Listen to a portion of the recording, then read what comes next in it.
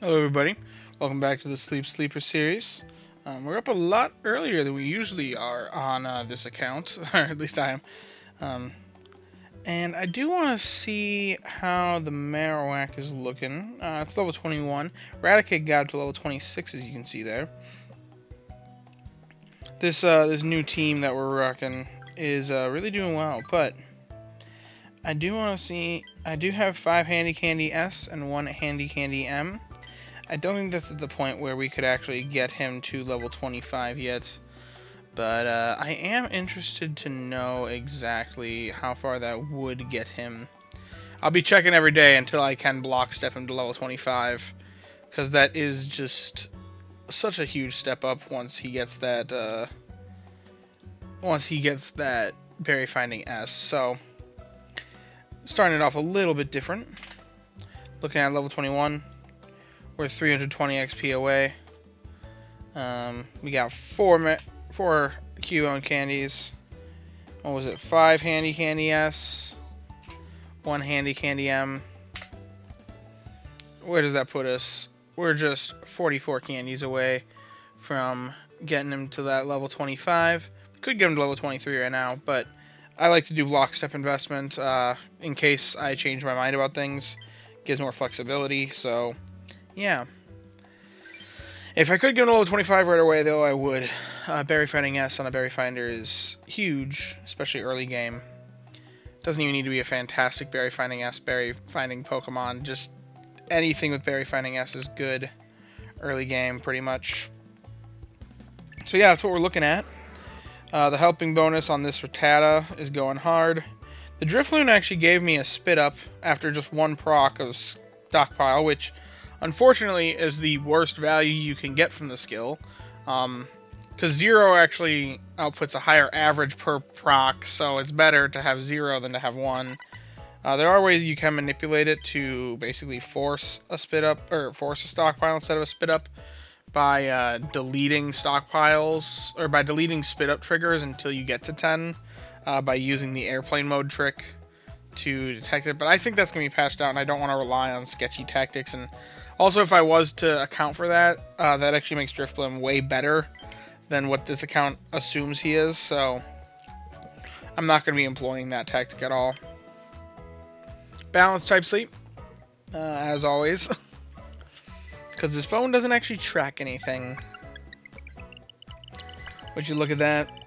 This is Friday night, so having only 6 or 7 spawns on Friday night, I mean, that's not really that great. I'm assuming next week's going to look a lot better, though, because next week we'll have had the helping bonus Rattata from the start. We'll have had the Berry Finding S Raticate. Hopefully we'll have a Berry Finding S Marowak. Also, now we'll have a Marowak, actually. Wow, 2 Vulpix. That's a pretty rare occurrence. A Primeape and a Pichu and an Eevee. So I think our catch this morning is going to be the Eevee. If we manage to get a catch, that is. Of all the Pokemon here, it is the only legal one that I'm actually interested in. I would have to default to the Meowth if the Eevee wasn't there, but I'm still looking for a long-term healer option, and I think that our best Pokemon option for that is the Eevee. Not necessarily because it's the best. Technically, the best is the Slowpoke line, but I just don't think we're going to catch a good enough Slowpoke by the time that I want a good healer. So, interestingly, Vulpix theoretically could be a healer, but it's never going to be a good healer because it's a berry specialist, first and foremost, and it's also too good as a berry specialist in my eyes, so yeah, that's why we're ignoring them. This will be an interesting morning, though, on a regular account. 2 Vulpix.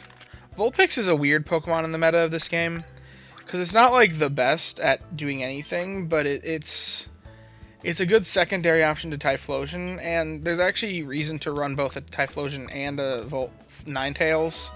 If you have a good Entei to double up on types of berry specialists, types of fire specialists, as well as other things. Oh, great! The Vulpix is hungry, and I can't catch it. But honestly, out of all the things here, the Pichu would probably be the best catch. But, did I? Well, I guess we're going to try to catch a I don't want to waste the daily biscuit on that. It's only one away. I forgot that I did that. Why'd I do that?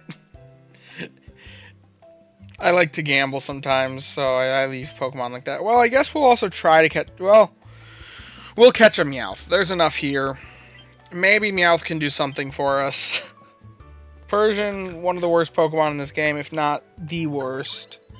I think Sableye is the worst investment. I think, yeah, Persian is the worst fully evolved Pokemon. So, what can we work with on this? Okay, this one's gonna catch. I'm not gonna catch a second Meowth though, or I'm not gonna attempt a second Meowth.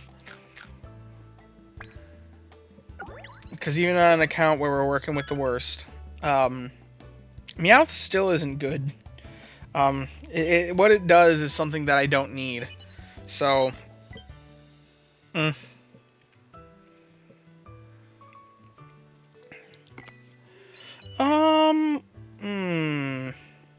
isn't a hard one. I think I'll send out the Vulpix candy for people who are using the Ninetales.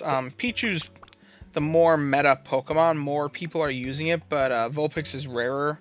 So the people that are using Vulpix are probably encountering less Vulpix, getting less Vulpix candies, so it's probably more favored candy. Ooh, got a new Great Biscuit, a Helper Whistle, and a Dream Cluster M.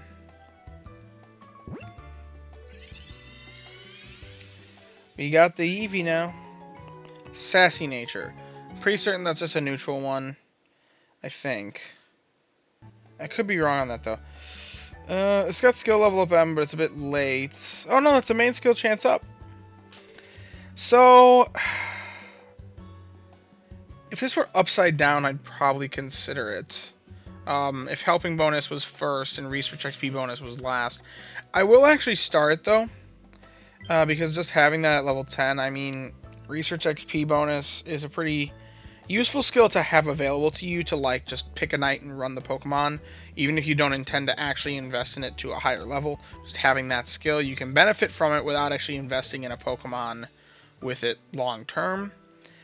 Like I said, the skill level up M in there is nice, but there's just nothing for help speed or skill trigger. It's got the nature. It's got the nature, but that's about it. And as far as a long-term healer goes, I actually would be willing to invest those seeds. So it's like, very meh. Now the Meowth, watch, I'm gonna get cracked stats on this, the thing that I don't care about.